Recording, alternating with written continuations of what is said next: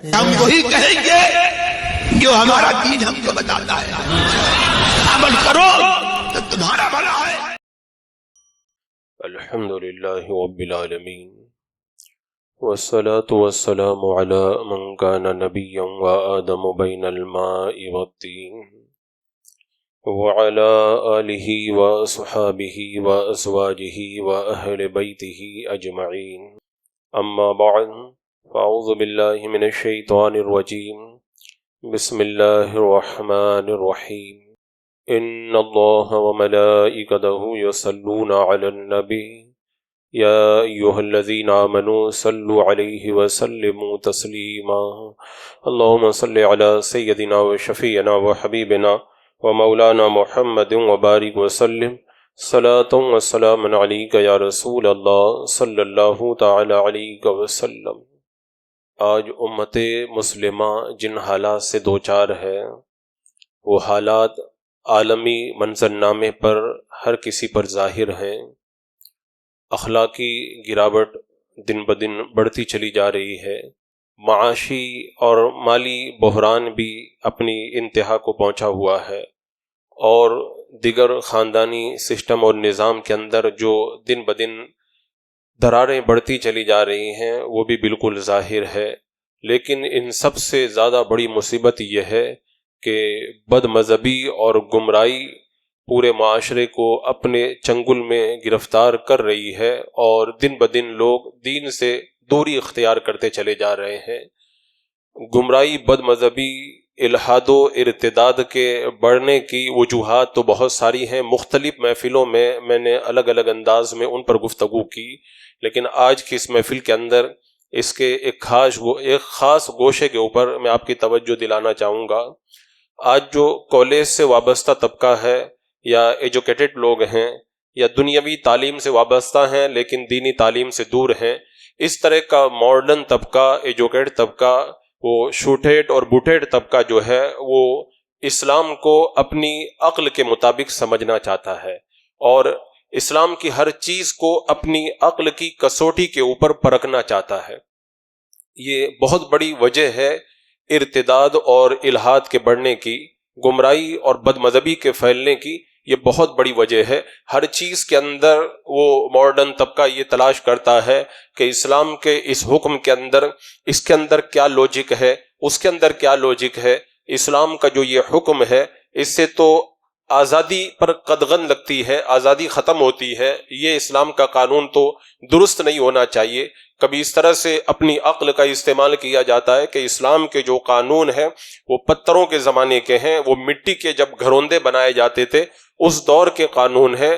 آج بڑے بڑے محلات، پلازے اور ٹاور بنائے جا رہے ہیں۔ آج کے اس دور کے اندر جب دنیا ترقی کے اپنی انتہا کو پہنچ چکی ہے تو وہ قوانین آج کے اس دور کے اندر کیسے کام آئیں گے؟ وہ پرانے زمانے کے قانون ہیں۔ اور یہاں تک بھی کہا جاتا ہے کہ جب انسان دنیا کے اندر معمولی معلومات رکھتا تھا، اس دور میں جب یہ قانون بنائے گئے، آج تو دنیا چاند پر پہنچ گئی ہے، تو آج وہ اسلام کے قوانین، آج کے وہ قرآن کے وہ اصول، سنت مصطفیٰ کی وہ تعلیمات آج کیسے ہماری رہنمائی کر سکتی ہے؟ ایک بار ایک شخص نے کہا تھا نا کہ بار بار جب یہ کہا جاتا ہے کہ یہ پرانے اصولوں کو ہمارے سامنے لاتے ہو، دنیا چاند پر پہنچ گئی ہے، تو آپ یہ بتائیں کہ آپ چاند پر پہنچے کہ نہیں پہنچے؟ بولے میں تو چاند پر نہیں پہنچا۔ کہا آپ کو دین کی معلومات ہے کہ نہیں؟ کہا دین کی معلومات نہیں ہے۔ کہا پھر تم نہ تو چاند پر پہنچے ہو نہ تمہیں دین کی معلومات ہے۔ اللہ کا شکر ہے ہم چاند پر نہیں پہنچے تو کم سے کم دین کی معلومات تو اللہ نے ہمیں عطا فرمائی ہے۔ تم تو دونوں میدانوں کے اندر بالکل فسڈی ثابت ہوئے ہو۔ تو عزیزان مکرم، یہ جو لوجک کا چکر ہے، بار بار آزادی کا جو نام لیا جاتا ہے اور پرانے زمانے کے اصول کہہ کر کے جو اسلام کے اوپر اعتراض کیا جاتا ہے، یہ بہت بڑی وجہ ہے الحاد اور ارتداد کو پھیلنے کی۔ آپ دیکھ رہے ہیں معاشرے کے اندر بہت بڑا ایک طبقہ آپ کو ایسا ملے گا، وہ مسلمان ہیں، مسلمانوں کے گھروں میں پیدا ہوئے ہیں، ان کے گھروں میں قرآن پڑھا جاتا ہے، وہ بھی نماز پڑھنے آتے ہیں، لیکن ان کی فکر آپ دیکھیں، ان کا ذہن آپ دیکھیں، عجیب سی فکر ہو گئی ہے، کوئی بھی اسلام کا قانون پیش کرو تو فوراً اعتراض کرتے اس کے اندر کیا لوجک ہے، یہ کیسے ہوتا ہے، اس کی وجہ کیا ہے؟ تو میں پہلی بات تو یہ بتا دیتا ہوں کہ اسلام جو ہے وہ عقل کے خلاف نہیں ہے، اور ساتھ میں یہ بھی یاد رکھیں کہ اسلامی احکام کا جو مدار ہے وہ عقل کے اوپر نہیں ہے، وہ قرآن و سنت کے اوپر اور وحی پر رکھا گیا، کیونکہ مسلمان کا معنی کیا ہوتا ہے؟ مسلمان کا معنی ہوتا ہے مان لینا، اطاعت کر لینا۔ اللہ رب قدیر قرآن مقدس میں فرماتا ہے وَمَا آتَاكُمُ الرَّسُولُ فَخُذُوهُ وَمَا نَهَاكُمْ عَنْهُ فَانْتَهُوا، تمہیں رسول جو دے اسے لے لو، اور رسول جس سے منع کرے اس سے رک جاؤ۔ تمہارا کام نہیں ہے لوجک تلاش کرنا کہ اس کے اندر کیا لوجک ہے، اس کے اندر کیا حکمت ہے، یہ عقل کے مطابق ہے، کہ یہ تمہارا کام نہیں ہے۔ اللہ فرماتا ہے اذا قضى الله امرا ورسول ان يكون لهم الخيار، مسلمان مرد اور عورت کو یہ پہنچتا ہی نہیں ہے، جب اللہ تبارک و تعالی اور اللہ کا رسول فیصلہ کر دے تو پھر انہیں اپنے معاملے کا کوئی اختیار نہیں رہ جاتا، ان کا کام گردن جھکا دینا۔ بندگی کہتے اسی کو ہیں، جو مرضی میرے مولا کی وہی مرضی میری ہے، یہ بندگی کا مطلب ہوتا ہے۔ بندگی کا مطلب یہ نہیں ہوتا ہے کہ بندہ ہر چیز کے اندر لوجک تلاش کرے اور اپنی عقل کی کسوٹی کے اوپر ہر چیز کو پرکھنا شروع کر دے۔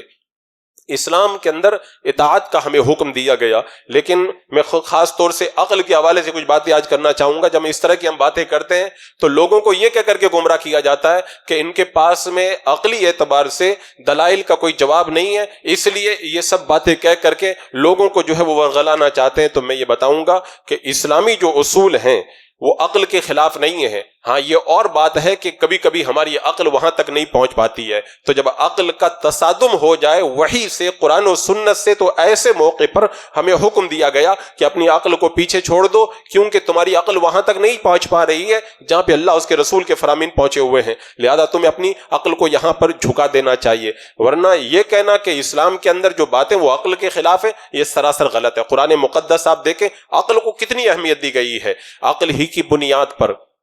عقل اتنی بڑی اللہ کی نعمت ہے، عقل کی بنیاد پر انسان اور حیوان میں تمیز ہوتی ہے، عقل کی بنیاد پر انسان کو جو وہ عظمتیں عطا کی جاتی ہیں، عقل کی بنیاد پر صحیح اور غلط کا فیصلہ کیا جاتا ہے۔ اللہ تبارک و تعالیٰ نے عقل کو بڑی اہمیت عطا فرمائی۔ قرآن مقدس کی درجنوں آیتیں ہیں جن میں اللہ تبارک و تعالیٰ نے عقل کا ذکر فرمایا، افلا تعقلون لعلهم يتفکرون افلا تدبرون، وہ غور کیوں نہیں کرتے، وہ سوچتے کیوں نہیں، وہ اس کے اندر تدبر کیوں نہیں کرتے، فاعتبروا یا اولی الابصار، اے عقل والوں تم اس کے اندر غور کرو۔ قرآن مقدس میں جگہ جگہ حکم دیا گیا ان فی ذلک لآیات لقوم یعقلون، اس میں اللہ کی نشانیاں ہیں عقل والوں کے لیے، اور فرمایا گیا کہ ینادونک من وراء الحجرات اکثرهم لا یعقلون، اے محبوب جو آپ کو حجروں کے پیچھے سے پکارتے ان کے اندر عقل نہیں ہے۔ قرآن کے اندر عقل کی بڑی اہمیت کو اجاگر کیا گیا ہے، اور قرآن کے کتنے آپ دیکھیں جگہ جگہ مقامات کے اوپر عقل مندوں کو خطاب کیا گیا۔ اگر اسلام کے اندر عقل کی کوئی اہمیت نہیں ہوتی تو عقل مندوں کو خطاب نہیں کیا جاتا، جب ان کی کوئی اہمیت ہی نہیں ہے تو خطاب کرنے کا کیا مطلب؟ لیکن بار بار قرآن مقدس عقل مندوں کو خطاب کرتا ہے، اور یہاں تک آپ دیکھیں کہ جو بندے کو جو مکلف بنایا جاتا ہے، نماز فرض ہوتی ہے، روزہ فرض ہوتا ہے، حج و زکوٰۃ کا حکم لگایا جاتا ہے، تو اس کے لیے عقل دیکھی جاتی ہے۔ پاگل پر یہ احکام نہیں لگائے جاتے، جب عقل آ جاتی ہے تب یہ احکام لگائے جاتے ہیں۔ میرے آقا صلی اللہ تعالی علیہ وسلم نے فرمایا 3 لوگ مرفوع القلم ہیں، ان 3 لوگوں پر کوئی حکم نہیں لگایا جاتا ہے۔ کون کون؟ ایک آدمی سو رہا ہے جب تک جاگ نہ جائے اس پر کوئی حکم نہیں ہے۔ دوسرا بندہ جب تک بچہ جو ہے وہ نابالغ ہے اس وقت تک حکم نہیں ہے، جب بالغ ہو جائے عقل مند ہو جائے تب اس پر حکم لگایا جاتا ہے۔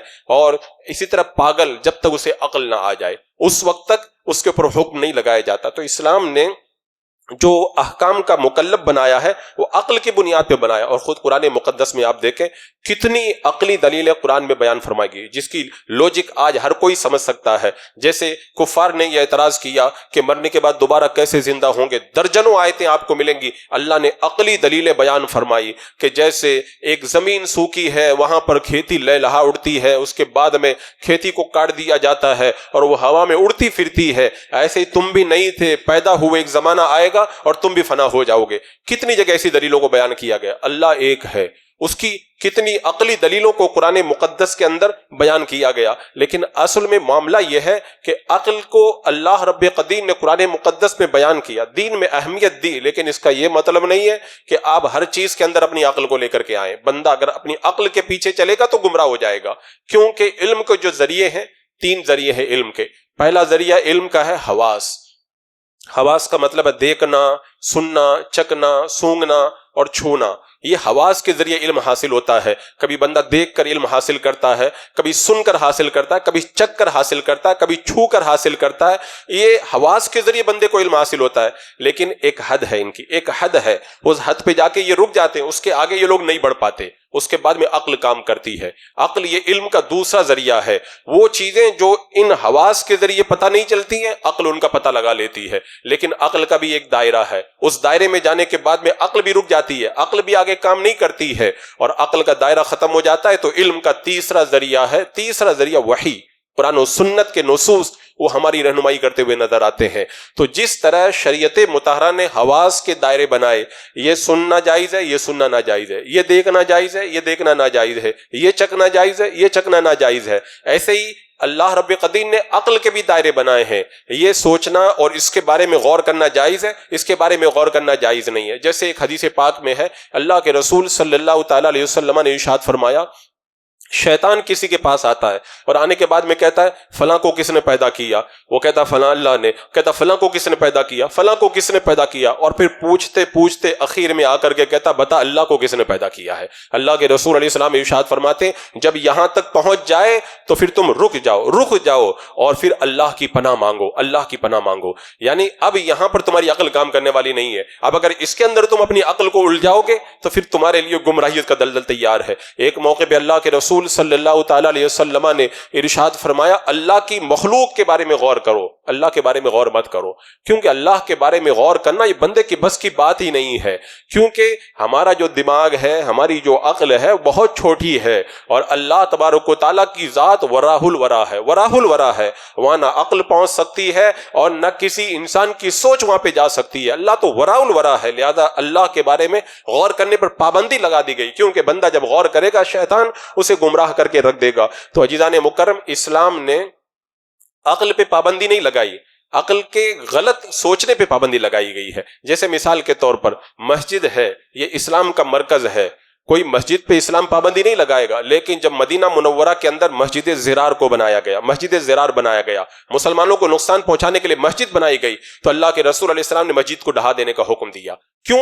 مسجد کا اسلام مخالفت نہیں کرتا، لیکن مسجد اگر غلط ارادے سے بنائی جائے تو اسلام اس مسجد کو ڈھا دیتا ہے. اگر کوئی ہاسپٹل بنایا جائے، اس کے اندر اگر کوئی غلط قسم کا دھندا چلایا جائے تو ہاسپٹل کو بند کر دیا جاتا ہے. اگر کوئی کالج کھولا جائے، اس کے اندر غلط سلیبس پڑھایا جائے تو اس کالج کو لاک کر دیا جاتا ہے. تو یہ تعلیم کی مخالفت نہیں ہے، یہ علاج کی مخالفت نہیں ہے، یہ مسجد کی مخالفت نہیں ہے، یہ غلط سوچ کی مخالفت ہے، غلط دھندے کی مخالفت ہے، غلط سلیبس کی مخالفت ہے. ایسے ہی اسلام جو کہتا ہے ہر چیز میں اپنی عقل کے گھوڑے مت دوڑاؤ، اس کا مطلب یہ ہے کہ اسلام عقل کی مخالفت نہیں کرتا ہے. تمہاری عقل جو غلط طریقے پہ جا رہی ہے، غلط راستے پہ جا رہی ہے، اسلام اس غلط راستے کو بند کرنا چاہتا ہے. کیونکہ تم اپنی عقل کو جس راستے پہ لے کر کے جا رہے ہو وہاں پر شیطان تمہارا انتظار کر رہا ہے، تمہیں گمراہ کر کے رکھ دے گا. اس طور پر اسلام نے پابندی لگائی. جیسے اسلام کے دور میں جب وحی نازل ہو رہی تھی، کافروں نے سوال کیا تھا ہم کسی کو سود پہ پیسہ دیتے ہیں تب بھی نفع ملتا ہے، ہم سامان لا کے اس کا کاروبار کرتے ہیں تب بھی نفع ملتا ہے، تو یہ کیا بات ہو گئی؟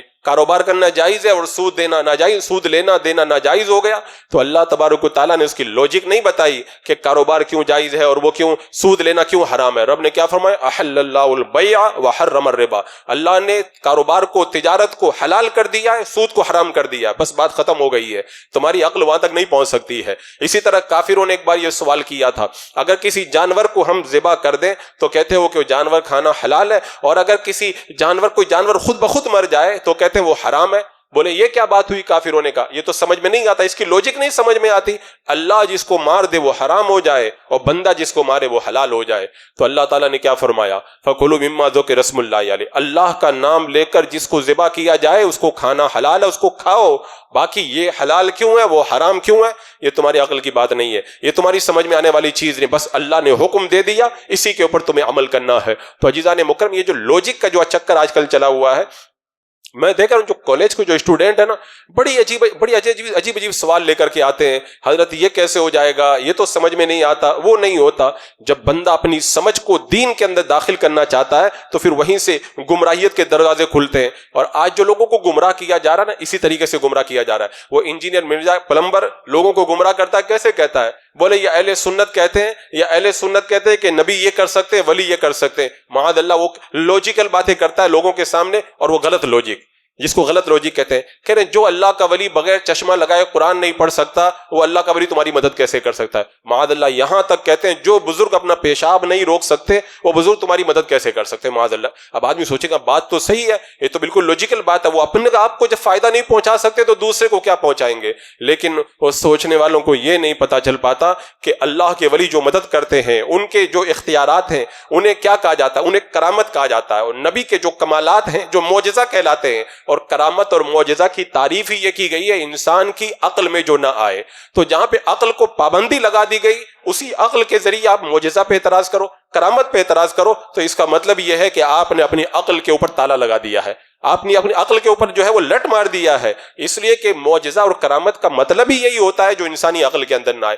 کبھی سائنسداں کہتے ہیں کہ اسلام کے اندر جو بتایا گیا کہ بندہ جب قبر میں رکھ دیا جاتا ہے، اگر وہ بدعمالیوں میں گرفتار تھا تو اس کو قبر میں عذاب ہوتا. ہم نے قبروں کو کھول کر کے دیکھا، ہمیں قبر کے اندر کوئی عذاب نظر نہیں آیا. یہاں پر بھی غلط عقل کا غلط استعمال کیا گیا. یہ دنیا ہے، یہ دنیا عالم ظاہر ہے اور وہ عالم غائب ہے. جو چیز غائب ہوتی ہے اسے ظاہر کے اوپر قیاس نہیں کیا جاتا ہے. اگر کوئی اس طرح کرے تو آپ مجھے بتائیں، ایک کمرے کو چاروں طرف سے بند کر دیا جائے، ایک سوراخ بھی نہ رکھا جائے، وہاں سے اگر کوئی بندہ بولے گا تو باہر آواز نہیں آئے گی. لیکن حدیث پاک میں آتا ہے جب مردے کو دفن کرنے کے بعد میں دفن کرنے والے لوٹتے ہیں تو دفن ہونے والا مردہ اپنی قبر کے اندر لوٹنے والے لوگوں کے جوتوں کی آواز بھی سنا کرتا ہے. یہ قبر کے حالات الگ ہیں، دنیا کے معاملات الگ ہیں. بندہ اگر یہاں پہ لوجیکل تلاش کرے گا، یہاں پہ سائنٹیفک اعتبار سے گفتگو کرے گا، تو سمجھ جائیں کہ وہ گمراہیت کا دروازہ اس کے لیے کھلا ہوا ہے. آج کالج کے طلبہ کو آپ دیکھیں، اسٹوڈنٹ کو دیکھیں، کیسے کیسے اعتراض کرتے ہوئے نظر آتے ہیں. مسلمان ہونے کے باوجود کہتے ہیں کہ اسلام کا جو 3 طلاق کا قانون ہے وہ نہیں سمجھ میں آتا، کہ 3 طلاق دینے کے بعد میں یہ زندگی بھر کا رشتہ کیسے ختم ہو جاتا ہے. ان سے کہو کہ جو زندگی بھر کا رشتہ بنا تھا، یہ بنا بھی تو 2 الفاظ ہی سے تھا، میں نے ایجاب کیا، میں نے قبول کیا، وہ تو تمہیں سمجھ میں آ گیا. اور 3 طلاق سے نکاح ختم ہونا تمہیں سمجھ میں نہیں آیا. 4 شادی کا قانون مسلمان ہونے کے بعد میں یہ کہتے ہیں کہ یہ قانون ہمیں نہیں سمجھ میں آتا ہے. معاذ اللہ کبھی کبھی کہتے ہیں کہ یہ جو قربانی کی جاتی ہے، مسلمان کا لیبل لگا کر کہنے والے، قربانی کی جاتی ہے، جانور کو ذبح کیا جاتا ہے، یہ ہم کو لوجک اس کی سمجھ میں نہیں آتی، اتنے جانوروں کو مار دیا جاتا ہے. اس پر میں نے ایک مرتبہ تفصیل سے گفتگو کی تھی اور بتایا تھا کہ کہاں کہاں ان لوگوں نے اس مقام پر ٹھوکریں کھائی ہیں. کہتے ہیں پیسہ برباد ہوتا ہے. میں کہتا ہوں کرسمس جب ہوتا ہے تو کروڑوں نہیں اربوں روپے کے درخت بنائے جاتے ہیں اور اس کے بعد میں ان کو توڑ کر کے کچرے کے ڈبے میں ڈال دیا جاتا ہے. وہ تو تمہیں لوجیکل لگتا ہے، اور یہاں پہ جانور کو ذبح کر کے غریبوں کا پیٹ بھر دیا جائے تو تمہیں لگتا ہے پیسوں کو برباد کیا جا رہا ہے، اور تمہیں لوجک کے خلاف لگتا ہے وہی شیطانی لوجک. اور ایک بات یاد رکھنا، یہ جو لوجک کی جو بات ہے نا، آج نہیں ہے، بہت پہلے سے چلی آ رہی ہے. جب اللہ تبارک و تعالیٰ نے حضرت آدم علیہ السلام کو پیدا کیا تو جب ابلیس سے کہا تھا کہ سجدہ کر، ابلیس نے وہاں پہ اپنی عقل دوڑائی تھی. اس نے کیا کہا تھا؟ یہ مٹی سے پیدا کیے گئے اور میں آگ سے پیدا کیا گیا ہوں، آگ مٹی سے بہتر ہوتی ہے، تو جو بہتر ہے وہ کمتر کو سجدہ کیسے کرے گا؟ میں سجدہ کرنے والا نہیں ہوں. اس نے اپنی عقل کو دوڑایا اور اپنی عقل کی لوجک کے پہ چلا کہ آگ والا مٹی والے کو کیسے سجدہ کر سکتا. اللہ نے اس کو مردود بنا کے نکال دیا. تو آج بھی اگر کوئی ایسی لوجک تلاش کرے گا تو پھر وہ گمراہیت کے دلدل کے اندر گرفتار ہو کر کے کیسی کیسی باتیں کہی جاتی ہیں. کبھی کہا جاتا ہے حج کرنے جاتے ہیں تو پھر حج کے اندر وہ جو کیا جاتا پیسہ برباد ہوتا ہے، اس کا مطلب ہمیں نہیں سمجھ میں آتا. کبھی کہتے ہیں اسلام کا جو حلالہ کا قانون ہے وہ نہیں سمجھ میں آتا. کبھی کہتے ہیں عورتوں کو جو پردہ کرنے کا حکم دیا گیا وہ نہیں سمجھ میں آتا. کبھی کہتے ہیں کہ داڑھی رکھنے کا جو اسلام نے جو ہے واجب قرار دیا گیا، یہ اس کی لوجک ہم کو نہیں سمجھ میں آتی. کبھی کہتے ہیں کہ جو میرا جسم میری مرضی، میں جیسے چاہوں کروں، پھر اس کے پابندی لگانے کی کیا ضرورت ہے؟ یہ بھی آج بہت زیادہ ٹرینڈ چل رہا ہے. آج مسلمان کا لیبل لگا کے بولنے والی عورتیں کہتی ہیں کہ میرا جسم میری مرضی. کہتے ہیں میرا گھر ہے، میں چاہوں تو اس کو صاف کروں، چاہوں تو گندا رکھوں، کوئی پابندی لگانے والا کون ہوتا ہے؟ میرا گلاس ہے، چاہے تو اس کے اندر میں شربت پیوں، چاہے تو شراب پیوں، کوئی پابندی لگانے والا کون ہوتا ہے؟ میرا جسم ہے، چاہوں تو میں زنا کروں، چاہوں تو میں شادی کروں، پابندی لگانے والا کون؟ یہ ہے لوجک. عقل پہ جب پتھر پڑتے ہیں نا تو وہ عقل اسی طرف لے کر کے جاتی ہے. وہی جو اللہ اس کے رسول کے جو احکام ہے نا، وہاں تک عقل کی رسائی ہو ہی نہیں سکتی ہے. وہ جو کہا تھا نا ایک مفکر نے کہ جس طریقے سے سونار کا جو ترازو ہوتا ہے وہ ملی گرام تک وزن کرتا ہے، بہت جو ہے وہ نازک ترازو ہوتا ہے. اگر سونار کے ترازو کے اندر کوئی پہاڑ کی چٹان لا کر کے رکھے کہ اس چٹان کا میں وزن کروں تو ترازو ٹوٹ جائے گا، اس لیے کہ اس کی اتنی کیپیسٹی نہیں ہے. ایسے ہی ہماری عقل کا حال ہے. ہماری عقل کی ایک حد ہے، ایک کیپیسٹی ہے اور اللہ اس کے رسول کے جو احکام ہیں وہ بہت بھاری ہیں، ہماری عقل کی رسائی وہاں تک نہیں ہے۔ اگر اللہ اس کے رسول کے احکام کا وزن ہماری عقل کے ترازو پہ کرو گے تو عقل ٹوٹے گی، بندہ گمراہ ہو کر کے رہ جائے گا۔ اور آج وہی پر وہی ہو رہا ہے، وہی آج ہو رہا ہے دن بدن۔ آپ دیکھیں جو لوگ لوجک کے نام پر، عقل کے نام پر، آزادی کے نام پر، اور جو ہے وہ اس طرح کے جھوٹے فریبوں کے اندر مبتلا ہو کے گمراہی کے دلدل میں گرفتار ہو رہے ہیں۔ یہاں پہ مجھے ایک مثال یاد آتی ہے، کسی پہاڑ پر ایک امیر نے بہت بڑا محل بنایا تھا۔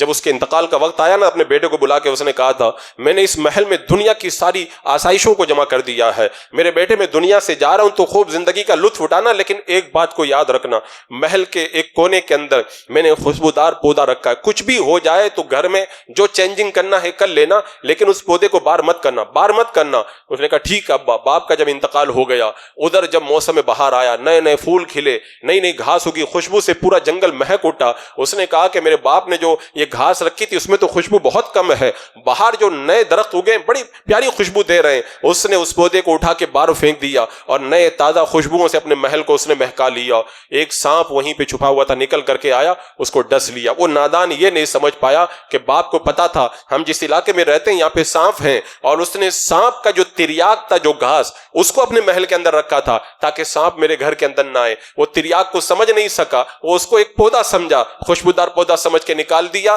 اور اس نے یہ سمجھا کہ میرا باپ جو ہے وہ سمجھدار نہیں تھا، میں زیادہ سمجھدار ہوں، اور پھر اپنی جان سے ہاتھ دھو بیٹا۔ آج اس طرح کے جو ملحدین ہیں ان کا بھی یہی حال ہے، کہتے ہیں یہ علماء کیا جانتے ہیں، قرآن و سنت میں بتایا گیا اس سے زیادہ تو ہم لوگ سمجھ سکتے ہیں، اور پھر وہ اپنی عقل کے گھوڑے دوڑاتے ہیں، اور اسی طرح انہیں ابلیس سانپ بن کر کے ڈس لیتا ہے اور ان کے ایمان و عقیدے کا جنازہ نکل جاتا ہے۔ عزیزان مکرم، یہ جو بلا ہے، یہ جو مصیبت ہے، میں دیکھ رہا ہوں بڑی تیزی کے ساتھ میں بڑھتی چلی جا رہی ہے۔ ایک بات یاد رکھنا، یہ جو شریعت کے جو احکام ہیں نا وہ تعبدی ہیں، وہ ہمیں حکم دے دیا گیا، ہمیں انہی پر عمل کرنا ہے۔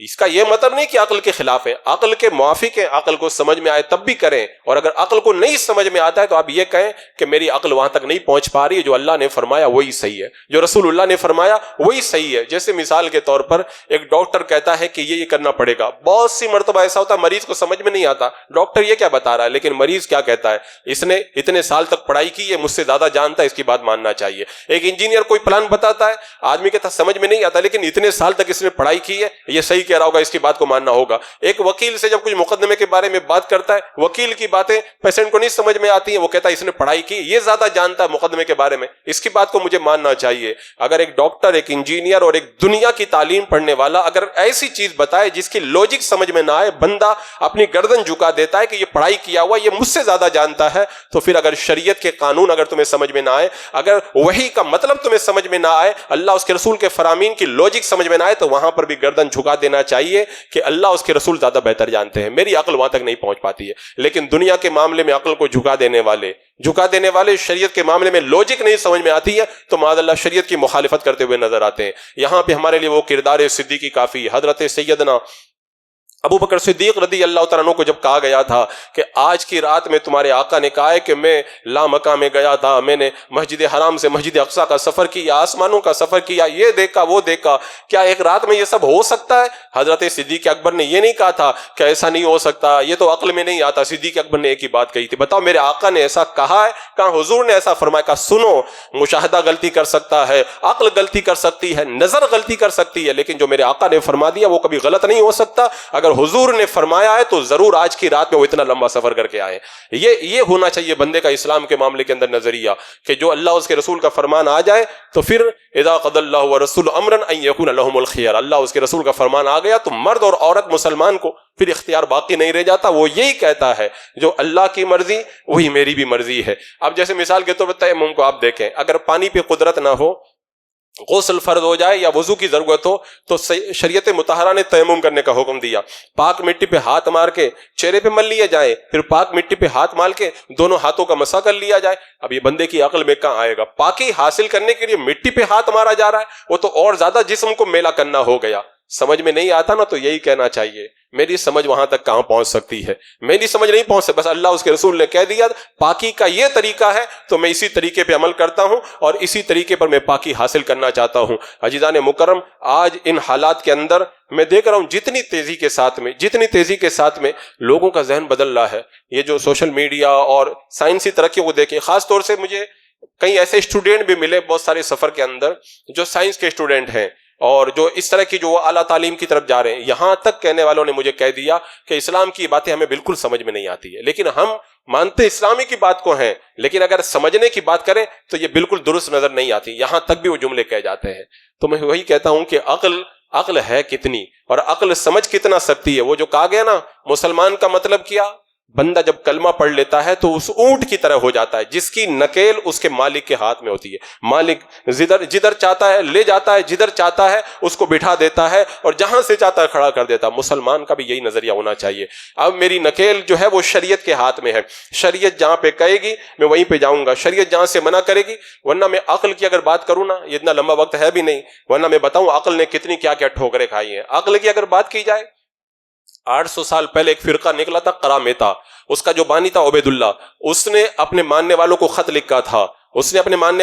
لکھا تھا کہ جو بہن ہمارے گھر میں خوبصورت بہن موجود ہے، وہ ہمارے ہم مجاز ہے، ہمارا مجاز جانتی ہے، وہ ہمارے لیے کھانا بناتی ہے، وہ ہمارے کپڑے دھل سکتی ہے، تو جو بہن ہم مجاز ہو، بچپن سے ہم کو جانتی ہو، خوبصورت بھی ہو، وہ ہمارے لیے سارے کام کر سکتی ہے، تو ہمیں اپنی جنسی خواہش کے لیے کسی اور عورت سے شادی کرنے کی کیا ضرورت ہے جو نہ ہمارا مجاز جانتی ہے، نہ ہمارے جو ہے وہ مجاز سے کسی طرح سے واقفیت رکھتی ہے، اور پھر پرائی عورت ہے. جب اپنی عورت سب کچھ جانتی ہے تو بہن سے نکاح کرنا چاہیے، غیر عورت سے نکاح کرنے کی کیا ضرورت ہے؟ یہ عقل کی ٹھوکر. جب بندہ لوجک پہ آتا ہے نا تو اسی طرح کی باتیں کرنے لگتا ہے. برٹش برطانیہ کے اندر آپ دیکھیں، برطانیہ میں جب وہ قانون پاس ہوا تھا کہ مرد آپس میں شادی کر سکتے ہیں، عورتیں آپس میں شادی کر سکتی ہیں، ہم جنسی کا قانون. یہ قانون جب پاس ہوا تو پھر تالیوں کی گونج کے اندر اس قانون کا استقبال کیا گیا. ایک کمیٹی بنائی گئی اس قانون کے اوپر غور کرنے کے بارے میں. کمیٹی نے یہ رپورٹ پیش کی، ہم نے غور کیا تو پتا چلا کہ یہ بات لگتی تو بہت خراب ہے، لیکن یہ آزادی کی بات ہے، لہذا آزادی کی وجہ سے اس بات کو ہم جو ہے وہ قبول کرتے ہیں. یعنی خود کہہ رہے ہیں کہ یہ بات سمجھ میں نہیں آتی ہے، لیکن اس کے اندر آزادی پائی جاتی ہے کہ مرد جس سے چاہے نکاح کر لے، مرد سے کرے یا عورت سے کرے.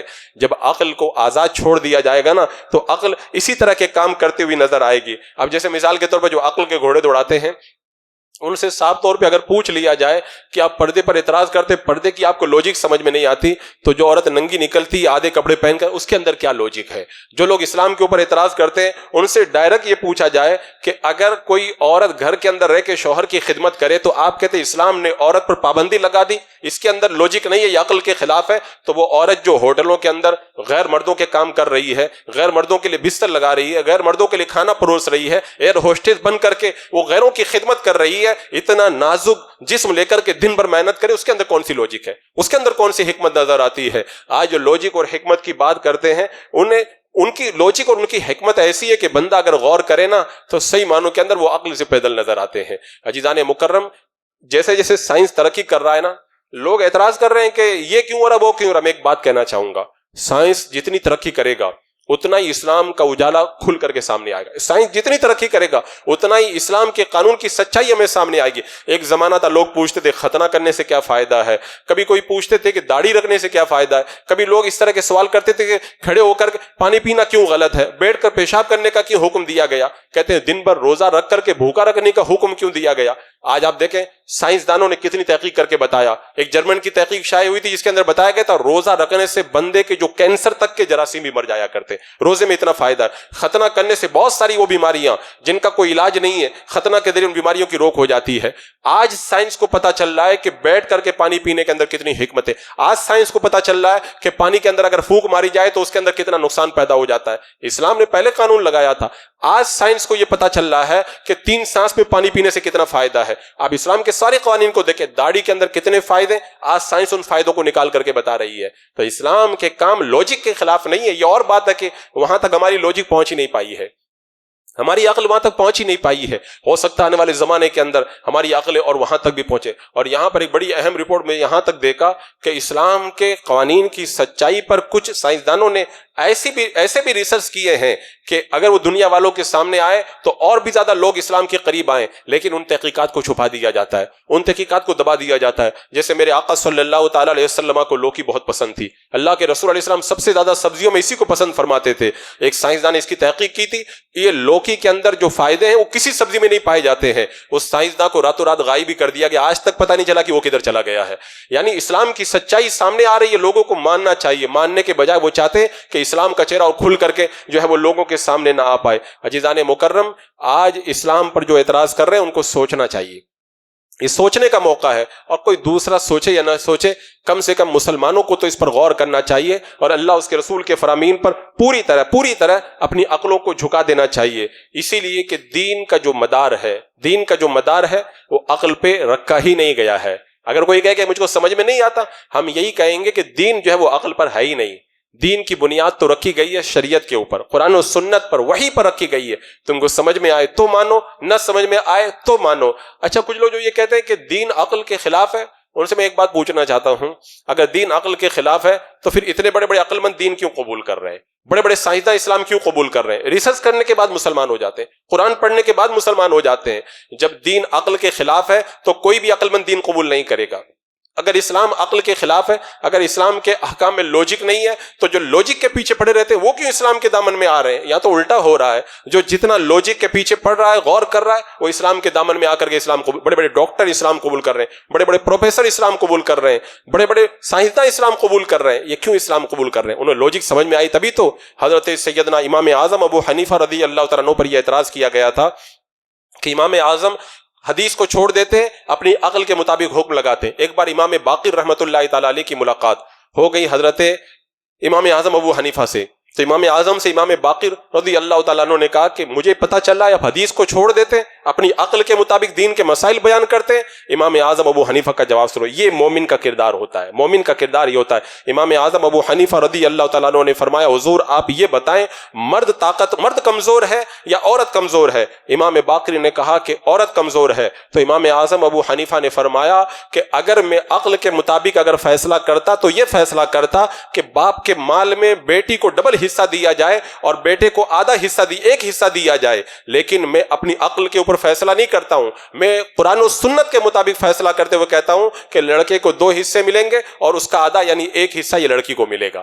یہ عقل میں نہیں آتا، لیکن شریعت کا حکم یہی ہے۔ پھر امام اعظم نے پوچھا آپ یہ بتائیں حضور کہ نماز زیادہ اہم ہے یا روزہ؟ تو آپ نے فرمایا کہ نماز کی زیادہ فضیلت ہے۔ تو فرمایا اگر میں عقل کے مطابق چلتا نا تو یہ حکم لگاتا کہ جو عورت حیض و نفاس کی حالت میں ہے اس کے نماز اور روزے چھوٹ جائیں تو بعد میں روزوں کی قضا نہ کرے، نماز کی قضا کرے، کیونکہ نماز زیادہ اہم ہے۔ لیکن میں عقل پہ نہیں چلتا، میں شریعت پہ چلتے ہوئے کہتا ہوں حیض و نفاس کی حالت میں روزے چھوٹ جائیں تو ان کی تو قضا کرنا پڑے گا لیکن نماز کی قضا نہیں کرنا پڑے گا۔ پھر آپ نے امام اعظم نے امام باقر سے پوچھا کہ آپ یہ بتائیں پیشاب زیادہ ناپاک ہے یا منی زیادہ ناپاک ہے؟ تو امام باقر رضی اللہ تعالیٰ عنہ نے فرمایا کہ پیشاب زیادہ ناپاک ہے۔ امام اعظم نے فرمایا اگر میں عقل پہ چلتا تو یہ کہتا پیشاب کرنے کے بعد غسل فرض ہو جائے گا، لیکن میں عقل پہ نہیں چلتا، شریعت پہ چلتا ہوں، یہ کہتا ہوں پیشاب کرنے سے غسل فرض نہیں ہوتا، ہاں اگر منی نکل جائے تو پھر غسل فرض ہو جایا کرتا ہے۔ تو امام اعظم نے بتایا بندہ اپنی عقل کے پیچھے نہیں چلتا ہے۔ حضرت مولا علی رضی اللہ تعالیٰ عنہ نے بڑی پیاری بات کہی تھی،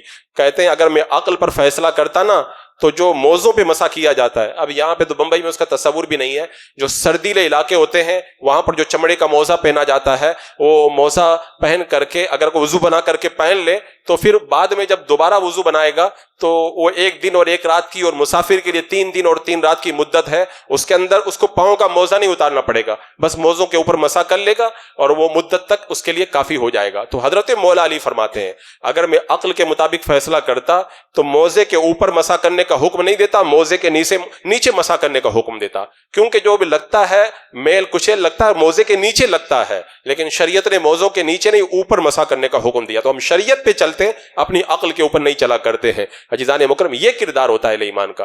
آج اہل ایمان کا لیبل لگا کر کے جو لوگ اسلام کے کاموں کے اندر جو اعتراض کر رہے ہیں وہ اپنے ایمان کا سودا کر رہے ہیں۔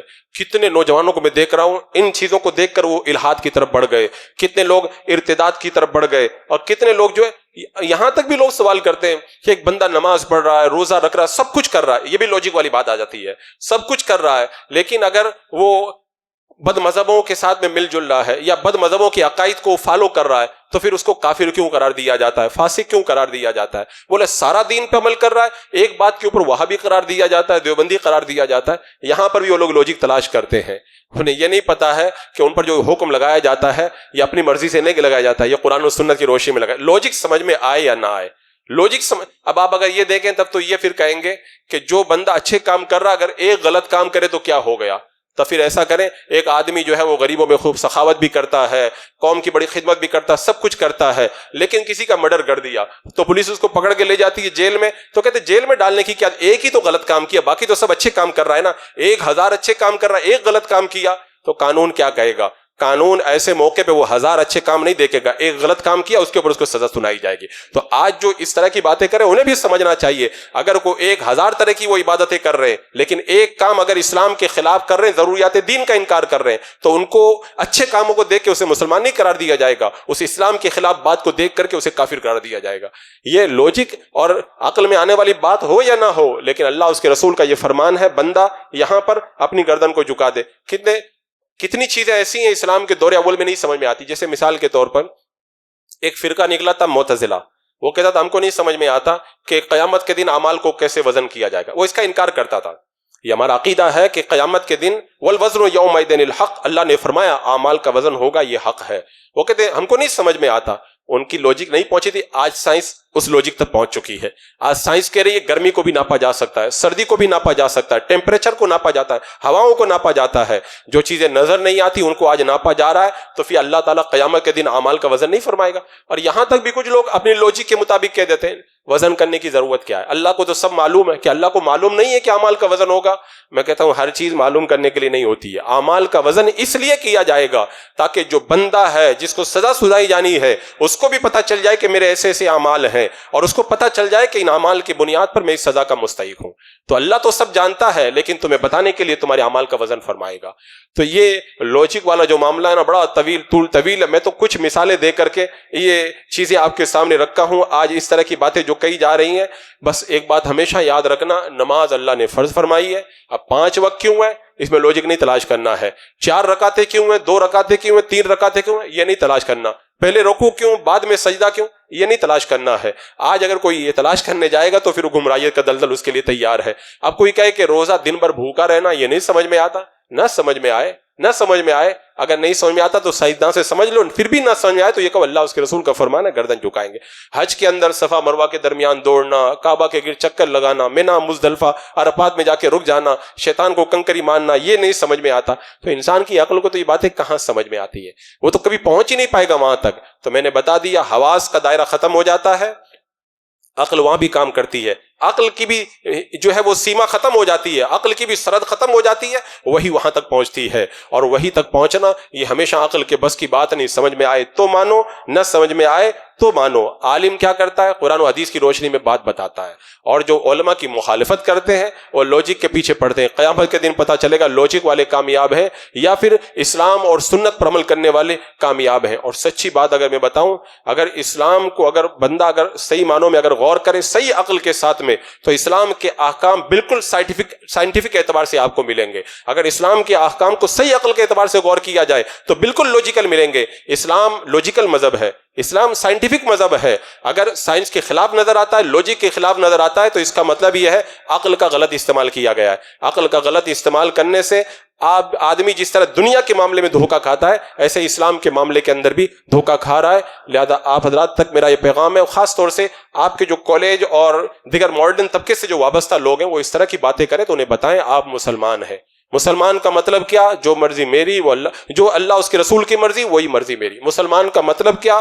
جو میرے رب نے کہہ دیا بس میں اس کے سامنے گردن کو جھکاتا ہوں، بس بات ختم ہو گئی۔ اگر ایسے زندگی گزارو گے تو کامیابی ہے، نہیں تو الحاد و ارتداد کا طوفان آپ کو اڑا کر کے لے جائے گا کفر و شرک کی وادیوں میں، اور دلدل میں جا کے گھرو گے اور نکلنے کی کوئی راہ نہ ملے گی۔ اللہ رب قدیر ہمیں صحیح معنوں کے اندر اسلام پر، قرآن و سنت پر عمل کرنے کی توفیق عطا فرمائے۔ ہر طرح کی گمراہی، بد مذہبی، الحاد و ارتداد سے اللہ ہماری حفاظت فرمائے۔ استغفر اللہ ربی من کل ذنب واتوب الیہ۔ السلام علیکم ورحمۃ اللہ۔